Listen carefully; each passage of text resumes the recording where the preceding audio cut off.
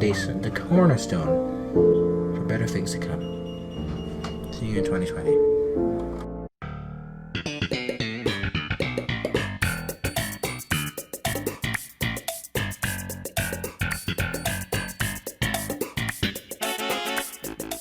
Well, we did it. We finally got to the end of 2020. Good lord, this year was awful, but it went quicker than other years, so the pain was a lot more tolerable. In terms of media, though, this year was absolutely phenomenal. And like last year, with meta64's Best of a Decade, I'd like to talk about the media I consumed this year. So with that said, shall we?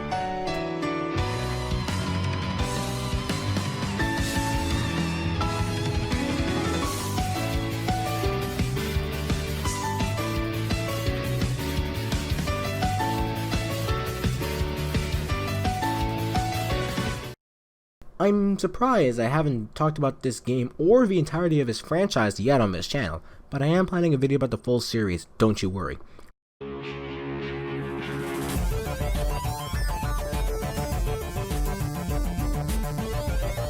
Recently I've been playing a lot more Portal 2, and falling back in love with its humor, brain-racking puzzles, and characters.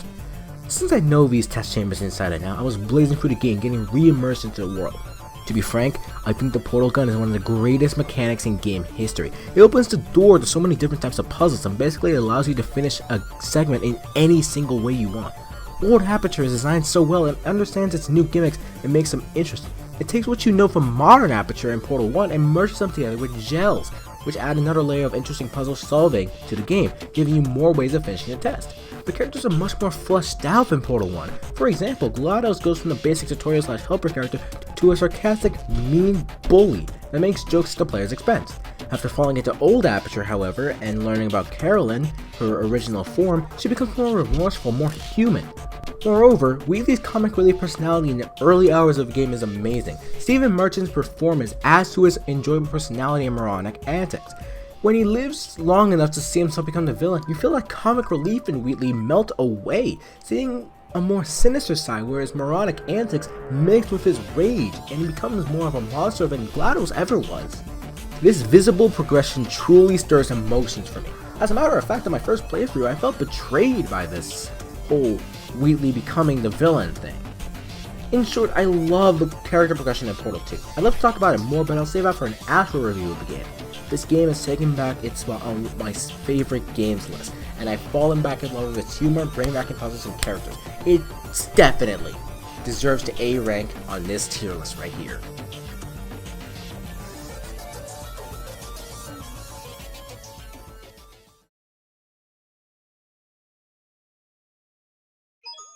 It's me, Mario!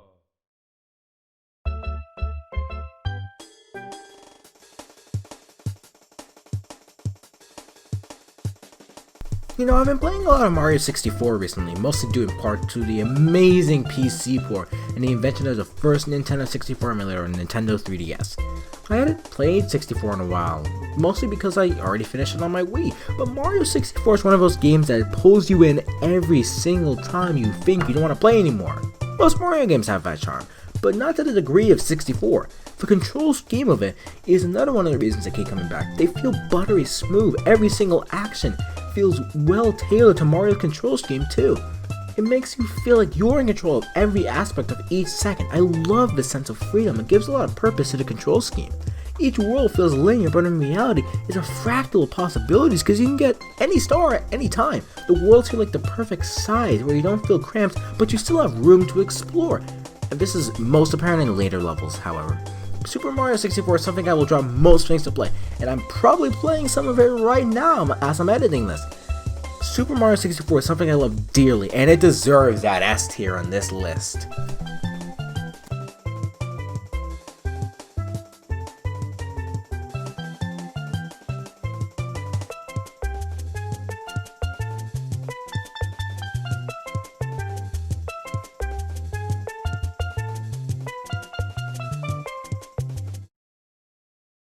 Okay, we're gonna take a break from all my reviews and go talk to a friend of mine real quick.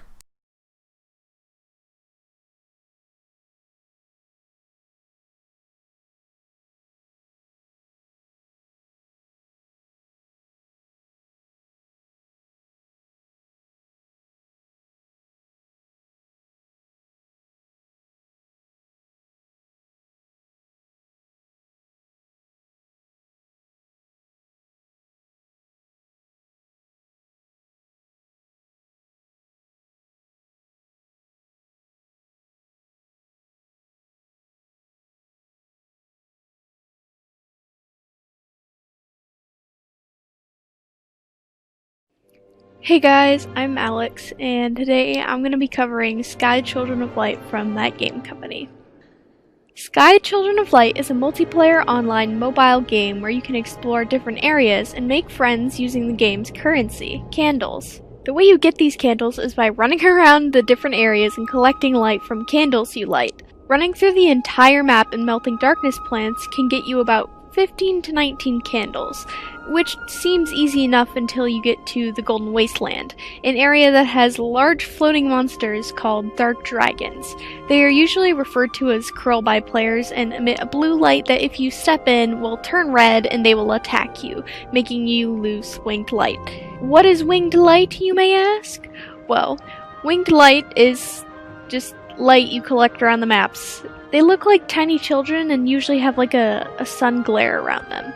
The more you collect, the more energy you have to rise up and fly. The main gist of the game is to help your ancestor spirits relive their memories, which also gives you fun emotes to show off to your friends, and you can use candles to barter with them for things like cosmetics, potions, upgraded emotes, and more. There are also seasons in the game, which brings new areas to explore and more spirits to meet, therefore more emotes, accessories, and more. Among the many cute areas you can visit, you can also do things with friends you make by sacrificing candles for your friendship. You can hold hands with a lot of people, hug, fist bump, high five, ride piggyback, and give them hearts, another currency in the game which you usually use to purchase accessories. Personally, my favorite thing about the game is the music. It's very well written and makes the areas more hypnotizing and immersive, and you can really get into the world of Sky. Don't even get me started on the art style for the game. It's awesome and it looks adorable and it's really gorgeous for a mobile game. You can tell that the developers put a lot of thought into the game and the style and kind of game that it was going to be. You can tell that there's a lot of lore packed into it, and it has a story that really wants to be told. While this game is very fun and cute, it definitely isn't the best game I've played.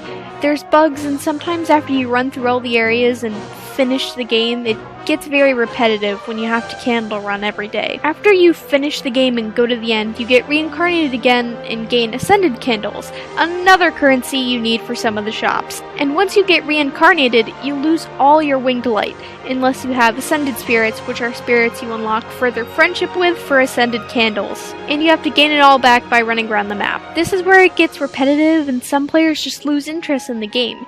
Usually what keeps players around is the new seasons and traveling spirits, and fully unlocking every spirit and getting as many cosmetics as possible. While the game isn't a 10 out of 10, it's still very cute and refreshing to see in the mobile game industry, and I recommend giving it a try if your phone can handle it. It's very teamwork oriented and fun if you have friends that you can join.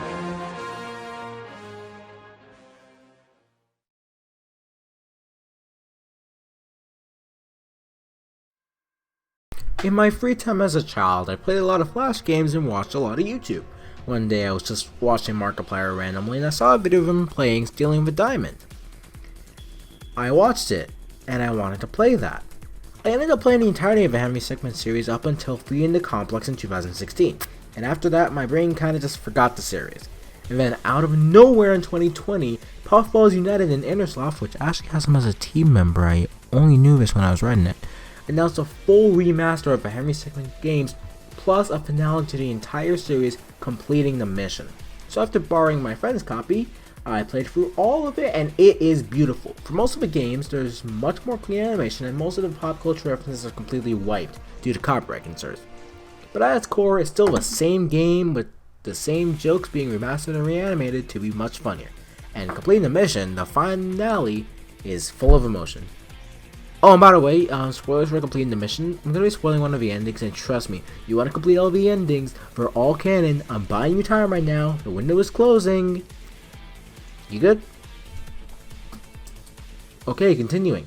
When Charles died, I felt this part of my soul leave me. Charles was a character full of life and energy. He felt relatable, he was funny, it hurt to see him go, and plus, he was part of my childhood. I knew that guy. I laughed about the jokes that he was making. I liked them. And it made me really sad when he died. That's just a taste of the emotions within this game, but I'll leave that for you to try out. Completing the mission is the star of the show, but all of the games here are represented beautifully in amazing HD. The Henry Stickmin collection is something that makes me feel like I'm 9 years old, watching Markiplier stealing the diamond and eating cereal on the couch. A tier.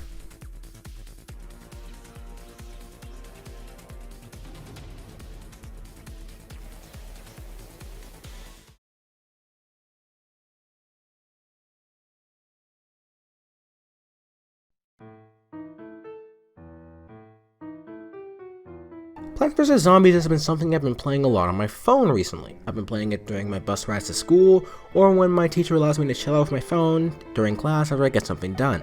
I would just whip out my phone and start playing some Plants vs. Zombies. The game is so extremely simple. You just get sunflowers for sun points so you can place plants to murder zombies. Plants vs. Zombies knows it's really simple and works with itself to make it one of the most funny and entertaining experiences I've ever played. It's charmingly fun. Plants vs. Zombies have plants bounce around during gameplay and have the zombies, speak in stereotypical zombie voices. And there's just a guy called Crazy Dave. Paradoxically, his lack of a more multifaceted personality adds even more character to Plants vs. Zombies. It doesn't even get stale either, but that's because it adds a few very well applied gimmicks that don't feel gimmicky, like nocturnal plants, aquatic plants, and more. I genuinely love the pick up and play nature of PvZ. That's what keeps bringing me back to this adorably simple game, and that's why it's going on to the A spot on my list.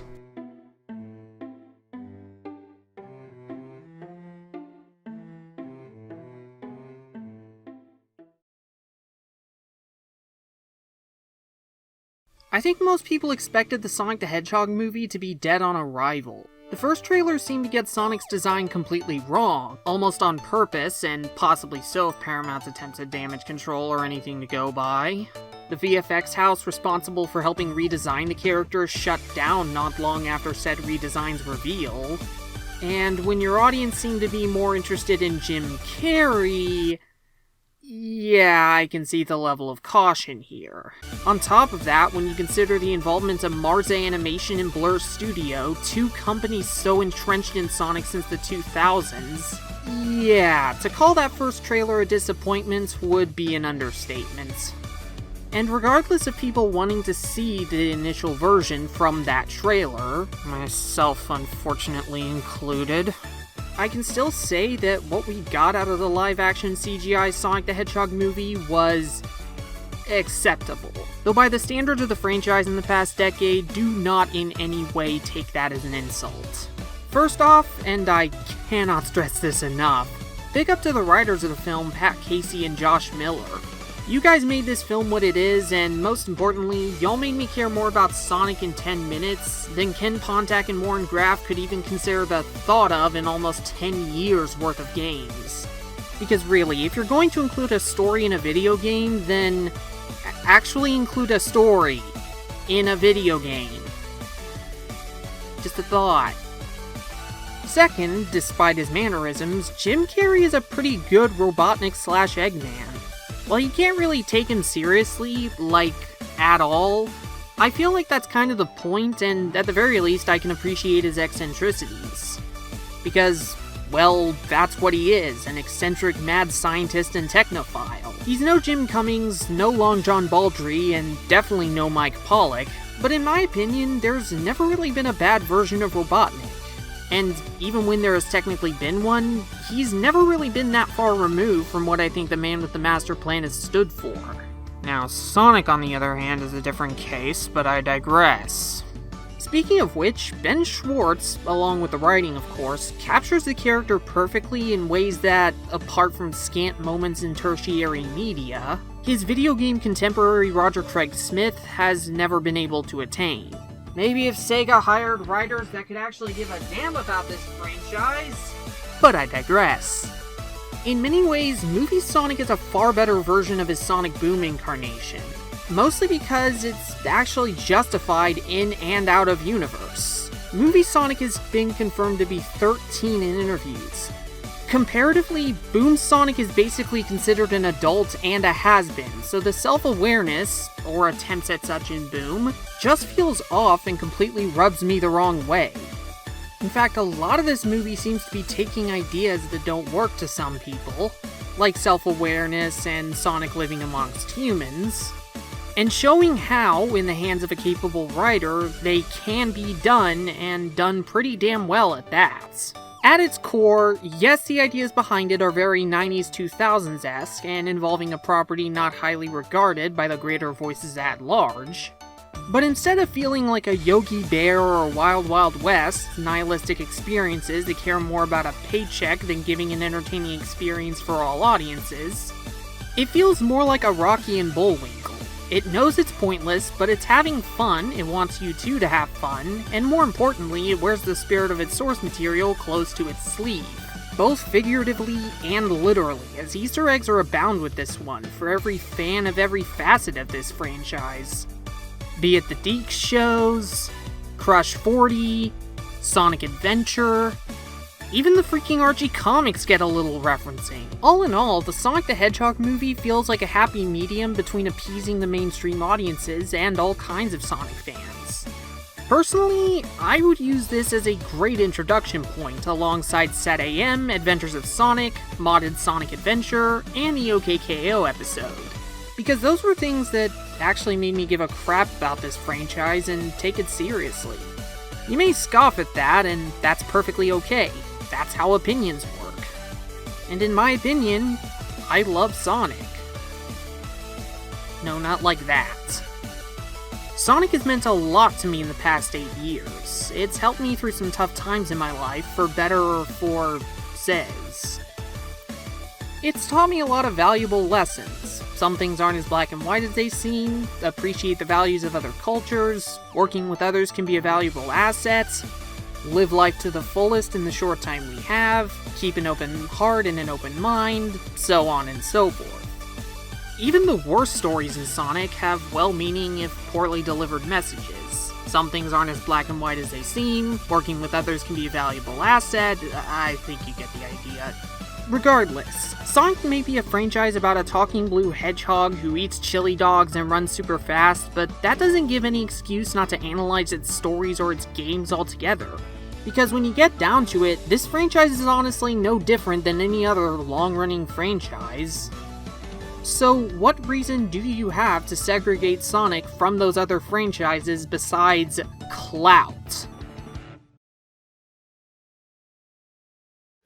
What's up everyone, my name is Michael Crossford, otherwise known as Mike Gems, and I hope you remember me from last year. Sorry Meta, that joke didn't work. So, congratulations everyone, we've made it through 2020. Though some better than others.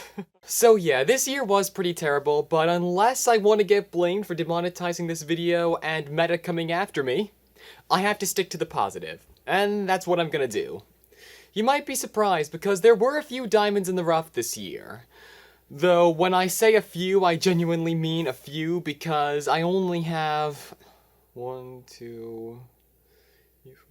only have about 4 or 5 stories in this script and brief notes page, so yeah, I genuinely mean a few. Let's take a look. If you enjoy going to the movies like I do, this story and the next one might have a mixed response. But with the majority of people staying home, TV-goers and moviegoers, much like myself, flock to streaming services and video-on-demand platforms like Netflix, Amazon Prime Video, Hulu, Disney+, CBS All Access, so on and so forth. I can't name them all. The new stuff was mostly released on video on demand, so the studios could make some form of money this year, but everything else set up camp on the big name platforms, Netflix, Disney+, everything I mentioned before. And as if it were perfectly timed, new streaming services like NBC Universal's Peacock, Warner Brothers' HBO Max, and the very thing that took away our Charlie Brown Christmas and Thanksgiving specials this year, Apple TV+. Apple, when the internet fights back at you, you know not to mess with the Peanuts gang. Moving on to a better topic, Pixar's Onward, one of the few new things to release this year, narrowly released as planned on March 6th. The movie had a pretty good critical and commercial run for the brief time it was in theaters, but This year being this year, as theaters continue to shut down worldwide, it was thrown onto Disney Plus and video-on-demand platforms, some of which I just named, literally a month after its release. This same curse, or if you want to call it a curse, yeah, I can't think of anything else to call it, but this whole thing with Onward also affected Pixar's second release for the year, Soul, which was pushed to November from its original June release date, as theaters were still shuttered over the summer. But, push come to shove, the world had different thoughts, and come October, Soul was pushed to release exclusively on Disney Plus Christmas Day. I'm filming this the Monday before Christmas, so I can't say anything about Soul as a movie just yet. In the latter half of the year, online multiplayer game Among Us saw a massive popularity boom that inspired Let's Plays, Twitch streams, memes, and the like, all of which provoked the game's developers to scrap their proposed sequel plans and continue expanding the main game by porting it to consoles like the Nintendo Switch, PlayStation, Xbox, instead of just mobile and Steam. Now, if you haven't played Among Us yet, go to the App Store or Google Play, whichever phone you use. Download Among Us, it is free on mobile, or buy it on Steam for $5 and start playing. It's saying a lot when this is the most intuitive game I've played since Disney Infinity. And finally, for those who still haven't noticed my shirt, the YouTube channel Unis Honest, hosted by Markiplier and Crank Gameplays, fulfilled its 365-day commitment. Despite a 3-month-long period of remotely produced videos per California state lockdown orders, in-person videos resumed over the summer leading up to the 12-hour finale livestream on Friday, November 13th. Now besides this shirt, I also got the Camp Unis Honest shirt back in September. I also did an unboxing video with both of them. If you're like me and ordered merch towards the very end of the channel, including on the last day, I am still waiting for orders to arrive, so that'll warrant a whole new video. And on that note, that's really about it.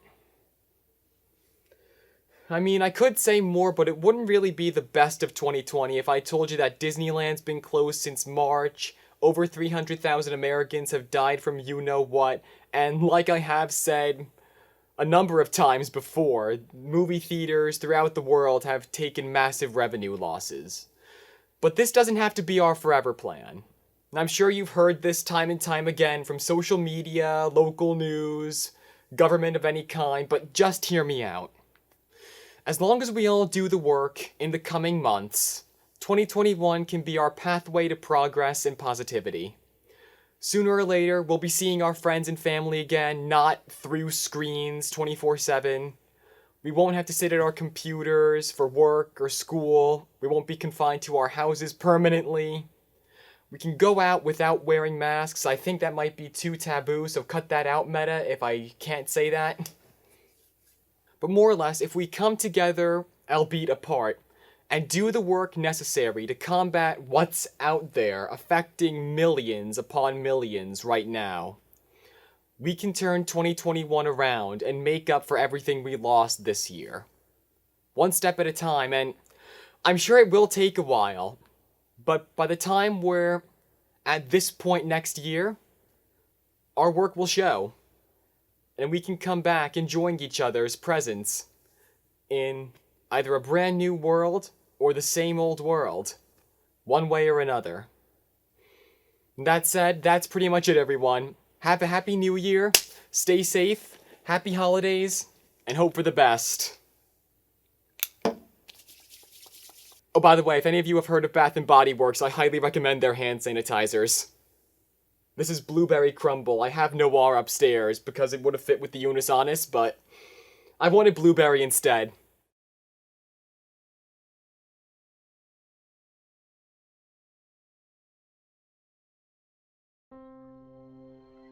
Now, I've never put an album into a best of the year video, and for good reason. I don't feel like I have the mind to criticize and review an entire album of music, because as you can tell, I'm not really Anthony Fantano, and I don't really know what to criticize about a song most of the time.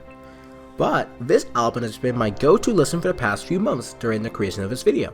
I don't remember how it came back into my mind. I was well aware of the band and this album before, but it just came back for some reason, and I've been listening to it for months. Not only are most of the songs good, but most of them also tell a little story. And the songs are my favorite part, especially the ones telling the story of a masquerade. Intro, outro, and the masquerade are my personal favorites from this album due to how they're structured and the vibes of the beat. The piano gives intro a small hint of fear as you enter the album, and by the masquerade, that sobering piano is replaced with these high keyboard notes, no longer bound to that sober, fearful sound. The rest of the album, however, is pretty hit or miss. Songs like Telescope and ID have been inside my head for many years, and the beats in them, plus the instruments, allowed them to have a sense of style that isn't really seen in songs like Worry for Not and, to a lesser extent, Tranquil. These songs have style and great lyrics, sure, but they're not able to really unlock it, mostly due in part to the naturally nasal vocals and also the instruments used. Outro is an amazing end to it all with how it just reflects on everything that's happened in the album. For a first album though, Go Child did an amazing job establishing themselves as an interesting indie band worth closely watching. From what I'm seeing, there seems to be no plans for another album after the one they put out, I think a year ago now. But I do hope the people working on the band are planning on making another Go Child album completely, and I think they are. A- tier.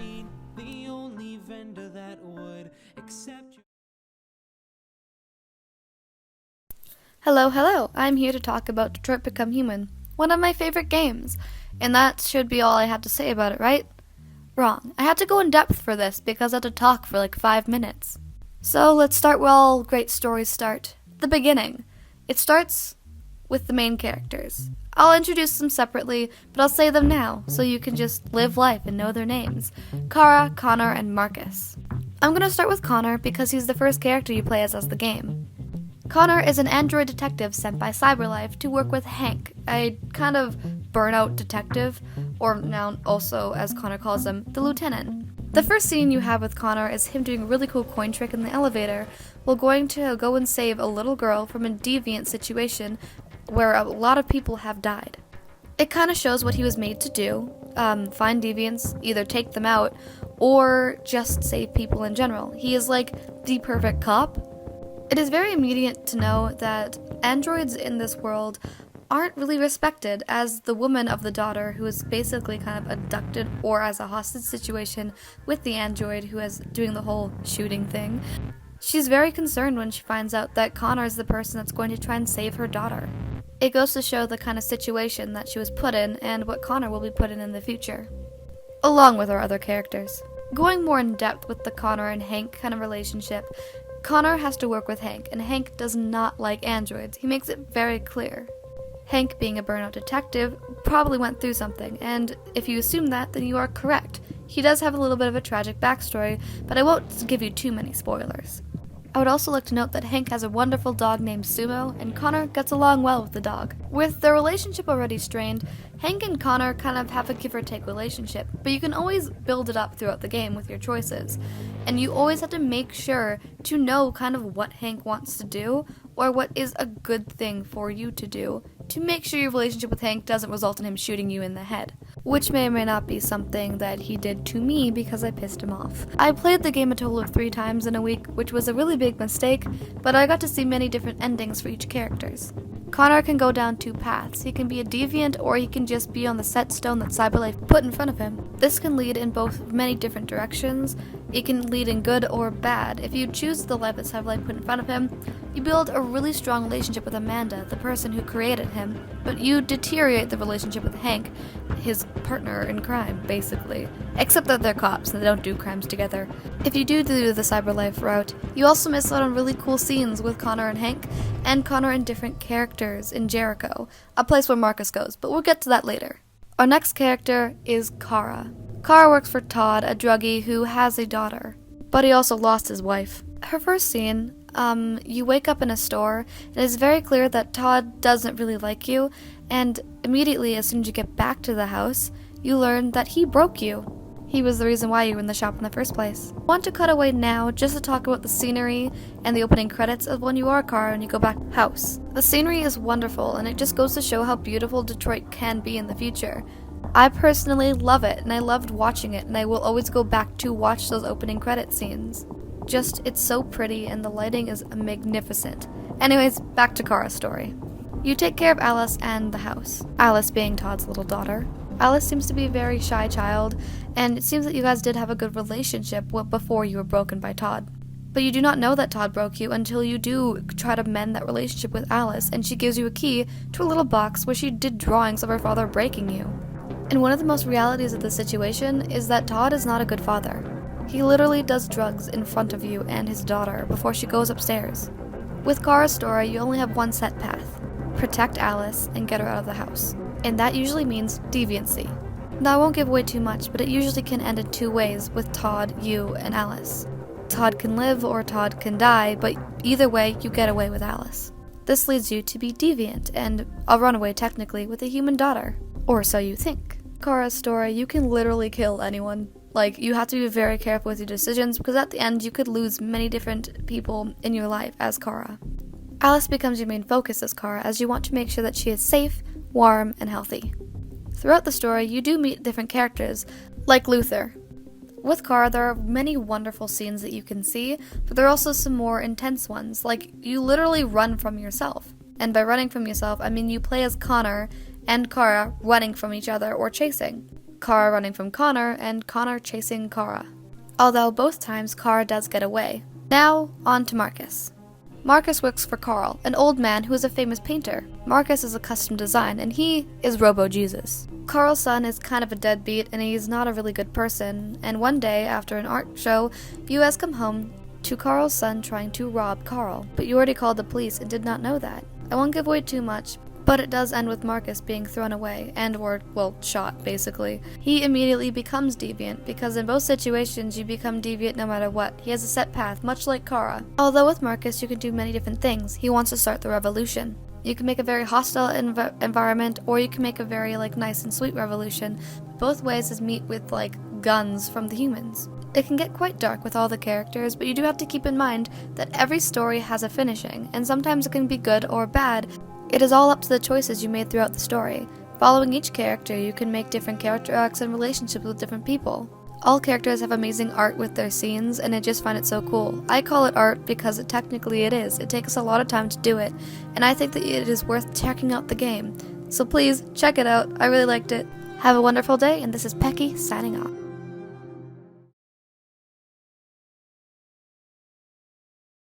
So I agreed to this shit in August, because Meta plans his videos in August.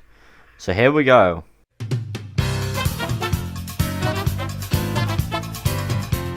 Forza Horizon 4. Forza Horizon 4. That's the game. I got Xbox Game Pass last month and decided to download Forza to play with my friend. After waiting an entire indefinitely long period for the game to download, thanks Xbox, I opened it up. Now, I was expecting a good game, but holy shit, look at those graphics. I play on ultra low settings because I'm a scrub, and I'm still genuinely amazed at how good it looks. Thumbs up from me, 10 out of 10, good graphic again. Now, as someone who did music GCSE for half a year and then gave up, I should be able to give a very professional opinion on the music. I can't. It's very electronic-y, that's not a word, but suck my dick. And I normally just turn it off and listen to something else. But it is pretty satisfying to listen to it when you crash through the finish line, so I'm going to give it a 4 out of 10. These ratings mean sod all, by the way. Given that it's a car game, I should probably give some insight into the vehicles. You know, you've got your fast cars, your faster cars, and your super fast cars, your drift cars, and your lorries. You're also able to modify them, and it is pretty fun to play Pimp My Ride with a Vauxhall Corsa. Brum brum out of 10.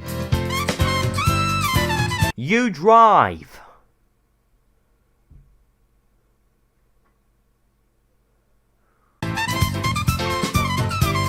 Multiplayer in this game is definitely a flawed experience. It took me hours of troubleshooting just to be able to try and connect, and once you're in, it's full of bugs. Really disappointed, they could have done a lot better. -3 out of -72. Why is Top Gear in a stupid game? It's not even the good Top Gear, it's those twats. The player is the stink. What the fuck this? I'm out. I give up. I'm done.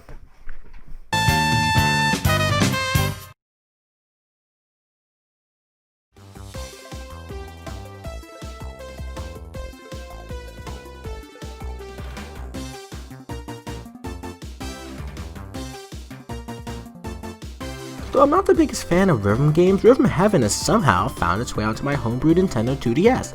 Its quick and intriguing ideas on how to keep rhythm have kept me captivated for hours on end, going back to each one of its tightly designed minigames, on my quest to get superb rank on every single one.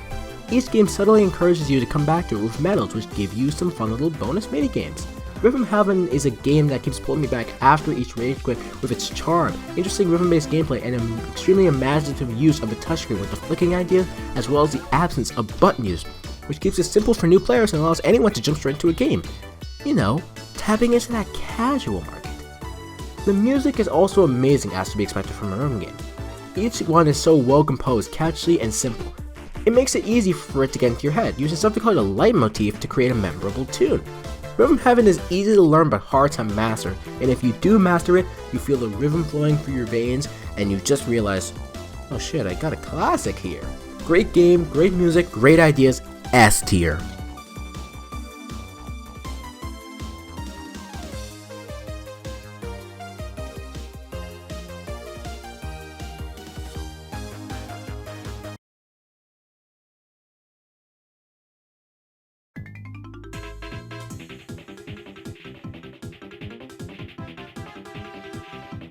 I don't like turn-based RPGs. To me, they're too slow and I can't get far into them without getting bored. But maybe that's just Pokemon, I don't know. Yet throughout 2020 and a bit of 2019, the Mario and Luigi RPGs have been a frequent occurrence on my playing habit list. Especially Mario and Luigi Partners in Time for the Nintendo DS.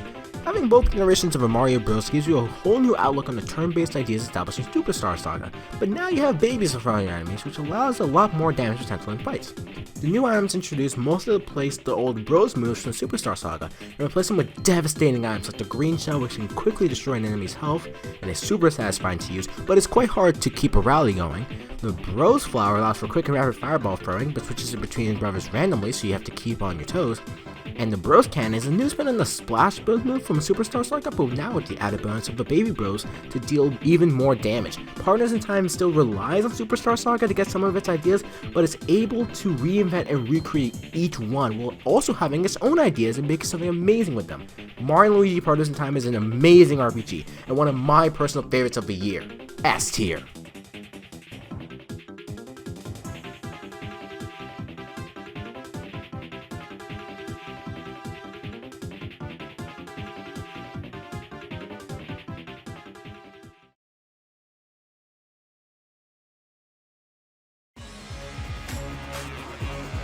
Last year, I put the Geometry Wars trilogy on my list of best games that year, citing the fast-paced, claustrophobic gameplay as a prime example why I love that game so much. Enter the Gungeon is that, but on steroids. Gungeon flows with the ideas from Geometry Wars, but with ideas like dodge rolling, which gives you a few frames of invincibility when passing through bullets, blanks, which can clear the screen of all bullets, giving you time to breathe, as well as the gunplay, creating something that's Geometry Wars, but a whole lot more fleshed out. Gungeon's art style is also amazing to look at. It's fluid, the animation looks smooth as silk, and it does help out a lot with the gameplay, giving you enough time to dodge enemy fire. And the music is amazing, giving off a spelunking feel, a dungeon crawling feel even, and it works so damn well with the hectic, fast-paced, claustrophobic gameplay that made me love Geometry Wars, mixing with some genuinely amazing ideas like, you know, blanks and dodge rolling. That adds so much more to the gameplay. Enter the Gungeon is quite hard and you will die a lot, but if you can persevere, you'll find that Gungeon is something special, and you'll find a lot of reward out of getting anywhere in this game. A tier.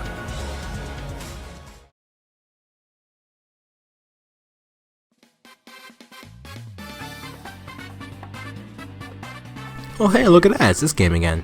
After meeting some new friends who also have 3DSs at school, I got into Mario Kart 7 a whole lot more, doing a bunch of versus matches against friends, and also going for the challenge of 3-starring every single cup.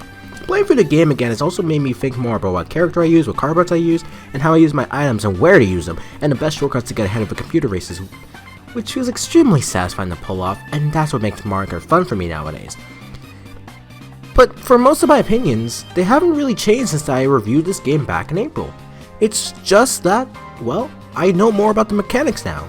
I've mastered the mechanics now, and that's giving me a new outlook on the game, and I'm enjoying it a whole lot more. I enjoyed it back then, but I'm still enjoying it much more now that I know the mechanics a lot more. I've started to master the art of doing the perfect Mario Kart run, and that gives me a new outlook on the game. And that's all I need to tell you that, you automatically assume it goes into A tier.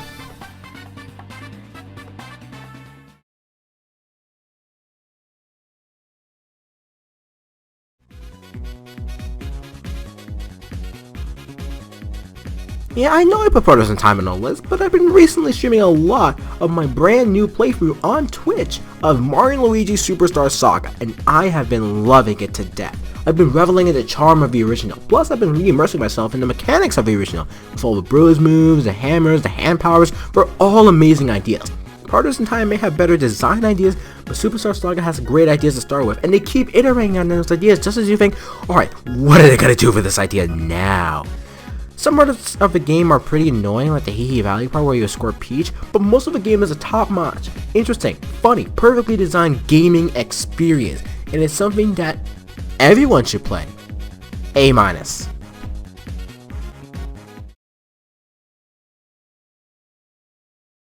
that's it, ain't it? Those are the best pieces of media I've ever interacted with this year. There were a bunch more like this book Aurora Rising by Amy Kaufman and Jay Kristoff, but I couldn't find a way to put my thoughts about this book or the other things into words. Even through the hardships of 2020, even through all the dumb, awful, very terrible stuff that happened this year, 2021 actually looks bright. It's not like a small light when I looked into the future last time, but it genuinely looks like we'll all be okay. And even if I'm wrong, you can be rest assured that you make your own year. If the world outside looks awful, do something that you know will at least make you better. Persevere through it, try at least. Even if you don't have the power to do so, ask your friends. Get your friends to help you out. Help your friends as well. Persevere. Because that's what we humans do best. See you in 2021.